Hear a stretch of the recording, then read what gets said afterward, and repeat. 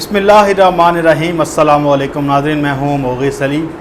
आज आपने एक ड्रामा क्वीन का एक ड्रामा देखा और तमाम मीडिया चैनल्स पर वो ड्रामा लाइव मुसलसल 3 घंटे तक ये ड्रामा लगा रहा और फिर कुछ देर के वक्फे के बाद फिर लगातार ये 3 घंटे यानी कि आज 6 से 7 घंटे जो हैं वो लाइव मीडिया के जो इस ड्रामा क्वीन ने वो लिए हैं।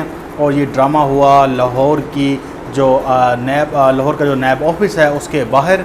और ये ड्रामा शुरू कब हुआ और इख्तिताम कैसे हुआ, ये सब इस वीडियो में बात करेंगे। लेकिन शुरू करते हैं कि जाती उम्रा से मरीम नवाज़ के निकलते वक्त क्या सूरत हाल पेश आई कि मरीम नवाज़ को थोड़ा सा लेट होना पड़ा। कारकुन जो थे वो देर से पहुंचना शुरू हुए थे और चंद जो जैसे 10-15 कारकुन हो सकते हैं वो तो जाती उम्रा के बाहर उनकी ड्यूटी लगी हुई थी और वो बाहर मौजूद थे। लेकिन बाज़ां जब ये तमाम तैयारियां मुकम्मल कर ली गई और इन तैयारियों में ये था कि आपने गाड़ियों में जो मरीम नवाज़ की ज़ाती सिक्योरिटी पर भी मामूर गाड़ियाँ हैं उनके अंदर भी पत्थर रखे गए थे ताकि वो, क्योंकि ये सोचा समझा मंसूबा था कि आपने जाकर नैब ऑफिस पर धावा बोलना है और एक पावर शो जो है वो आपने करना है ताकि एक मैसेज आए कि जिस तरह इन्होंने सुप्रीम कोर्ट पर हमला किया था वैसे ये नैब को भी ख़त्म कर देंगे, उसके ऊपर भी हमला करेंगे। लेकिन कुछ बातें जो हैं इससे रिलेटेड हैं। आप देखें कि इसकी जो मनसूबा बंदी है, ज़ाहिरी बात है कि मरीम नवाज़ जो है वो एक कदम भी अपने वालिद नवाज़ शरीफ की मर्ज़ी के बगैर नहीं उठाती। तो जो नवाज़ शरीफ है उसने मुकम्मल इजाज़त दी कि तुम ये जाकर करो, तुम नैब पर धावा बोल दो। सारी मनसूबा बंदी ज़ाहिरी बात है लंदन से भी हुई और फिर पाकिस्तान में इम्प्लीमेंटेशन थी वो मरीम नवाज़ ने की। लेकिन इसमें सबसे हैरानकुन बात ये थी कि शहबाज शरीफ जो हैं उन्होंने एक ट्वीट किया है और ट्वीट में उन्होंने मरीम नवाज़ का नाम तक नहीं लिया।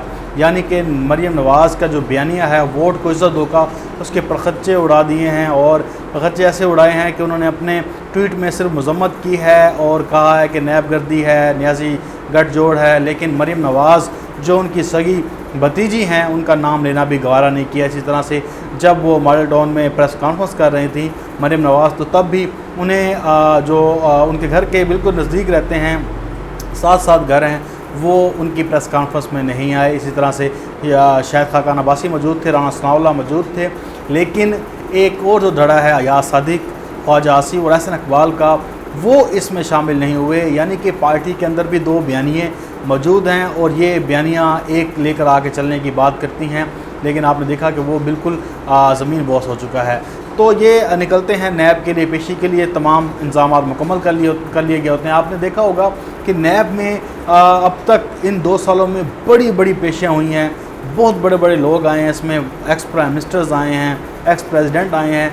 किसी के ऊपर भी ना ही पथराव किया गया ना ही किसी को मारा गया। हाँ, जो वज़ीर आला सिंध थे या बिलावल भुट्टो था, जब वो इस्लामाबाद में पेश हो रहे थे नैब ऑफिस में, तो उनके ऊपर कुछ कारकुनों ने जो है माहौल ख़राब करने की कोशिश की। एक आपको बाउंड्री दी जाती है और नैब हमेशा यही करता है कि आपने उस बाउंड्री के अंदर नहीं आना। लेकिन ये जानबूझकर इस बाउंड्री को निशाना बनाया गया, तोड़ने की कोशिश की गई, पुलिस ने रोका तो इन्होंने पथराव शुरू किया। और फिर आपने देखा कि ये सारा एक ड्रामा था, पैसे बांटे गए, पैसे के ज़रिए लोग लाए गए।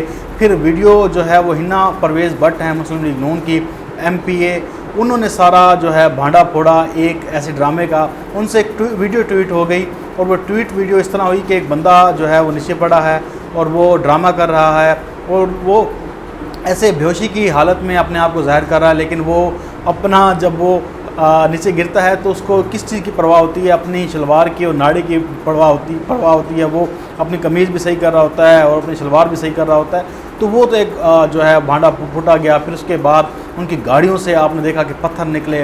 फिर पत्थर कौन लेके आने वाला था, वो मुस्लिम लीग नून का रहनुमा था। वो एक्साइज डिपार्टमेंट ने उस गाड़ी का जो नंबर है वो भी ट्रेस करके बता दिया कि ये बंदा जो है ये मुस्लिम लीग नून से ही ताल्लुक़ रखता है। लेकिन मरीम नवाज़ जब यहाँ पे पहुँची तो हालात बहुत कशीदा हो चुके थे। नैब ऑफिस के बाहर इस अफरा तफरी मची हुई थी और फिर नैब ऑफिस ने अंदर बैठकर एक एलामिया तरतीब दिया, फिर एलामिया जारी किया गया और मरीम नवाज़ को कहा कि आपकी पेशी जो है मनसूख की जाती है, आपको दोबारा आना होगा। अगर मरीम नवाज़ साफ़ सुथरे तरीके से आती, माफिया बन के या डॉन बन के ना आती تو ان کی پیشی آرام سے ہو جاتی ہے. اور اتنے لوگ آئے ہیں, کسی کے اوپر بھی ذرا بھی برابر بھی تھوڑا سا بھی کچھ نہیں ہوا, لیکن یہاں پر جب جتھا لے کے آئے ہیں تو یہ سارا معاملہ جو ہے وہ سامنے ہوا ہے. اب نیب نے اندر بیٹھ کر اعلامیہ جاری کیا اور کہا کہ FIR درج ہوگی ان کے خلاف اور ان کو سخت سے سخت سزا دی جائے گی جنہوں نے یہ جو ڈرامہ کیا ہے. اس کے بعد راجہ بشارت وزیر قانون ہیں پنجاب کے, فیاض چوہان, انہوں نے ایک پریس کانفرنس کی. انہوں نے کہا کہ سرکاری معاملات میں مداخلت کرنے پر جو ہے وہ مقدمات درج کیے جائیں گے, وہ بھی مقدمات درج ہونے ہیں. پھر مریم نواز نے مال ٹاؤن میں جب پریس کانفرنس کی تو وہاں پر جو سوالات تھے وہ بڑے مزیدار تھے, کیونکہ ان کے جو حامی صحافی تھے وہ سوالات کر رہے تھے, لیکن اگر ان سے کوئی سخت سوال کیا گیا تو مریم نواز نے اس کا جواب دینے سے گریز کیا یا سوال کو ایسے ہی اڑا کے پرے پھینک دیا.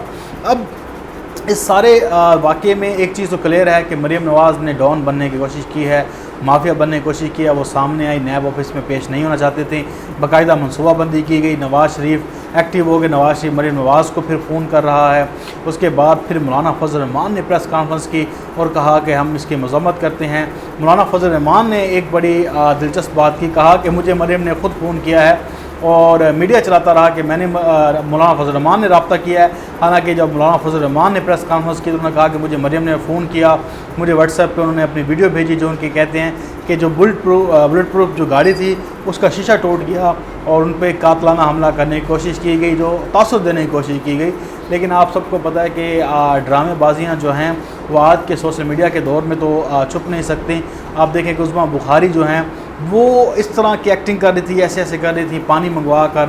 ہنا پرویز بٹ ہوگی, ان سب نے ایک جو منصوبہ تھا وہ بنایا تھا کہ کس طرح سے اس کو ہائی جیک کرنا ہے. اور میرے خیال سے کہ جو مسلم لیگ نون ہے اس نے میڈیا کو تو ہائی جیک کر لیا اور جو لگاتار ٹرانسمیشن ہوئیں اس کے اوپر ہائپ بنی, اور مسلم لیگ نون اور پیپلز پارٹی اور اپوزیشن جماعتیں یہ سمجھ رہی ہیں کہ شاید ان کو کہیں سے اشارہ ہوا ہے اور ایکٹیو ہو گئی ہیں اور یہ کچھ کرنا چاہتی ہیں, لیکن ایسا بالکل بھی نہیں ہے. آپ دیکھیں کہ شہباز شریف نے جو ہے وہ ان کا بھانڈا پھوڑا اور ان کے نہ ہی پریس کانفرنس میں آئی, نہ ہی ٹویٹ میں ان کا ذکر کرنا مناسب سمجھا.